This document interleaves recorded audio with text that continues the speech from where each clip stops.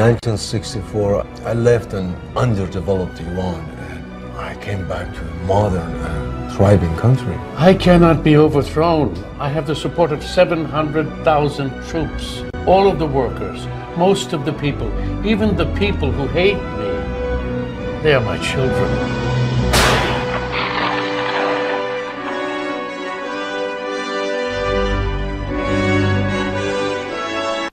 All right, ladies and gentlemen, you're looking at a clip there from a brand new movie, Price for Freedom. Dr. Marc Benhuri, prominent Iranian author who wrote the book Price for Freedom, and the movie premiered last week at the Hoboken Film Festival, and tonight it's going to be screened at the Center for Jewish History in Lower Manhattan here in New York City, then June 18th at the Gold Coast Arts Center in Great Neck on Long Island in New York. And we welcome in the one and only author of the book. Hello, sir. Hi, how are you? Good to see you. Congratulations. Thank you. I appreciate it. Must be very exciting. I heard you had a unbelievably positive turnout in Hoboken. Yeah, in Hoboken, the Paramount Theater was 1,100 seats, was jam-packed.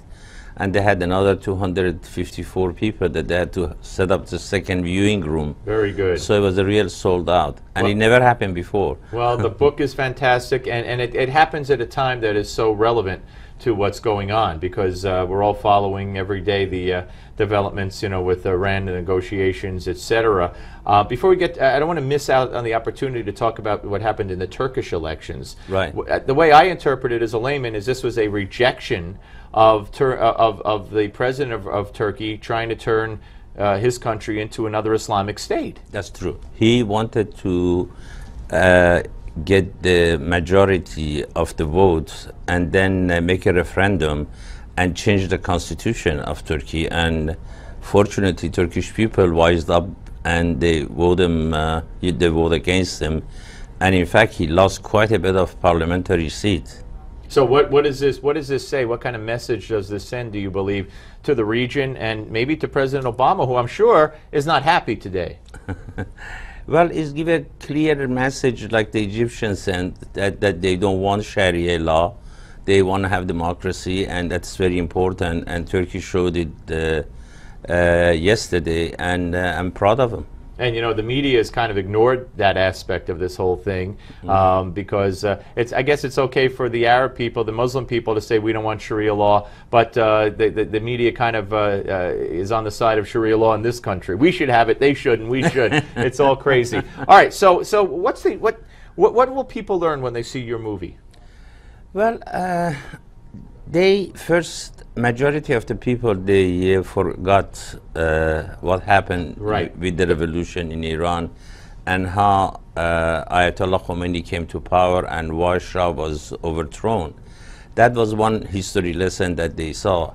Then they said brutality of this Islamic State and how they killed without mercy. I mean, there is no courts or jurisprudence.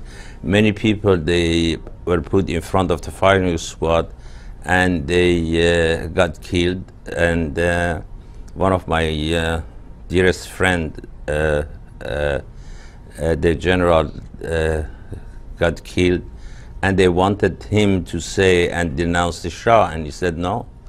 And this is very important that people learn. So how could people, if they can't make it to the viewing tonight or later in the month on Long Island, how could they see the movie? The next, I believe, would be on the theater. Okay. Right. Then we don't know who is going to be the distributor yet, because we are negotiating with them. So keep Googling Price for Freedom, the movie, and people will find out where it is, and we'll speak to you soon. Great to see you as always, sir. All right, folks, when we come back, we'll have a lot more of the Steve Malzberg Show. Don't go away.